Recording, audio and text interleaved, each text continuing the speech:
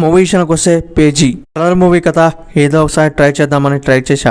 ఏమన్నా వర్కౌట్ కాలే ఈ మూవీ. ఊళ్ళోకి వెళ్ళిపోతే కొన్ని మంది ట్రావెలర్స్ అరకుకైతే వెళ్తారు. అక్కడికి వెళ్ళిన తర్వాత ఏమైంది, వీళ్ళంతా సేఫ్ గా బయటపడ్డరా లేదా అనేదే ఈ మూవీ స్టోరీ. 150 నిమిషాలుంది ఈ మూవీ. కొన్ని సీన్స్ అయితే ఓకే అనిపించినాయి, కానీ కొన్ని సీన్స్ అయితే చాలా డౌన్ ఏంటి అనిపించింది. స్టార్టింగ్ కాంచి లాస్ట్ ఎండింగ్ దాకా కూడా ఎక్కడ కూడా అంత ఎంగేజింగ్ గా అనిపించలేదు. ఈ మూవీ హర్రర్ మూవీ అని స్టార్ట్ చేశా, నాకు ఎక్కడ కూడా హర్రర్ మూవీ అనే ఒక ఫీలింగ్ అయితే రాలేదు. మూవీని అయితే ఫ్యామిలీతో 100% వాదించవచ్చు. బ్యాడ్ లాంగ్వేజ్ అయితే ఏం లేదు. ఈ మూవీ తమిళ్లో విడుదలై అట్ట ప్లాప్ గా నిలిచింది. ఇప్పుడు మన తెలుగులోకి ఓటీటీలోకి వచ్చేసింది. చూస్తానికి భయంకరంగా ఫోటోలు ఉన్నాయి, కానీ మూవీలో ఏం మ్యాటర్ లేదనిపించింది. మూవీ యొక్క రొటీన్ స్టోరీ.